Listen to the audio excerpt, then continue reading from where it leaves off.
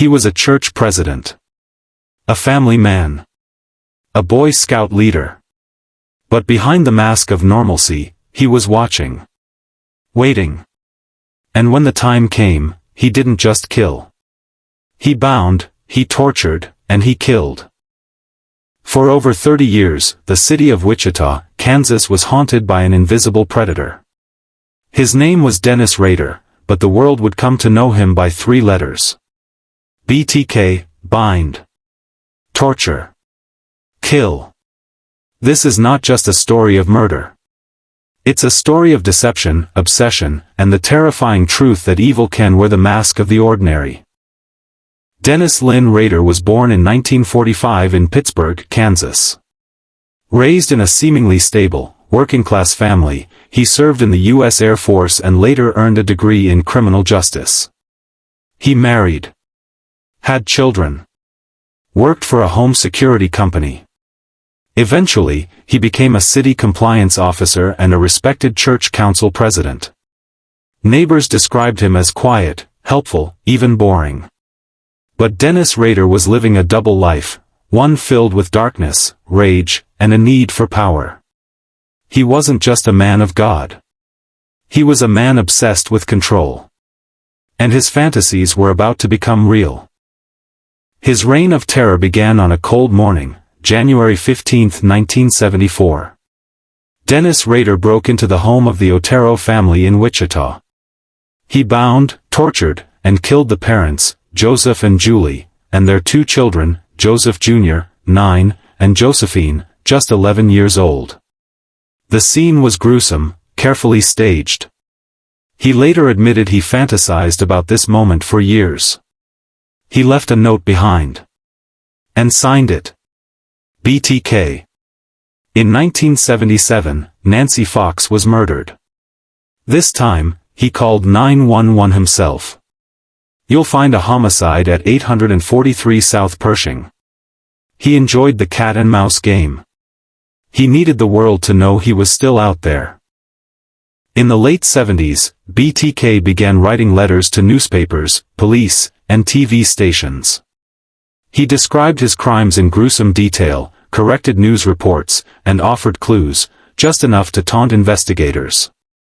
He compared himself to the son of Sam and Zodiac Killer. Fame mattered to him. Control mattered more. But then, silence. From 1979 to 1985, BTK disappeared. Police believed he was either dead, or in prison. They were wrong. He was raising his kids, leading church meetings, writing in his journal about murder. In 1985, Rader struck again, killing Maureen Hedge, a woman who lived just down the street. In 1986, it was Vicki Wegerle.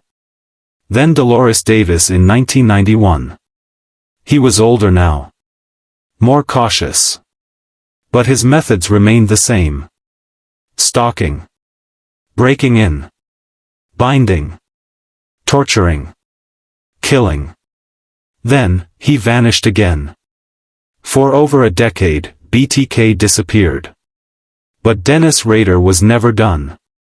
He was just waiting for someone to notice him again. In 2004, 30 years after the first murders, BTK re-emerged. He sent a package to a local TV station, containing victim photos, jewelry, and a poem. The city of Wichita was once again paralyzed with fear. Police played along, feeding the killer's ego. Then he asked a question. If I send a floppy disk, can it be traced? Investigators lied. No, they said. He sent the disk. Within minutes, investigators recovered metadata. A Microsoft Word document created by Dennis. From a computer at Christ Lutheran Church. From there, the trail led straight to Dennis Rader. On February 25, 2005, Dennis Rader was pulled over and arrested. In custody, he didn't struggle. He didn't run. He talked. He confessed to 10 murders. He described each crime in chilling detail, correcting timelines and crime scene errors from decades ago. He showed police drawings of the killings, took them to hiding spots, and revealed he had been planning more murders. Rader's self-image wasn't of a killer. It was of a genius, a mastermind. He even compared himself to a spider, building a web and waiting for victims. In June 2005, Dennis Rader pleaded guilty to all 10 murders. The courtroom sat frozen as he gave a cold, emotionless account of each killing. He didn't cry. He didn't apologize. His tone was clinical, like he was reading from a to-do list. Rader was sentenced to 10 life terms in prison. The judge said, "Your crimes are so heinous, they cry out for the death penalty." But Kansas didn't have it. What made Dennis Rader kill? Experts believe he had narcissistic personality disorder. He lacked empathy. He showed signs of sexual sadism and antisocial behavior.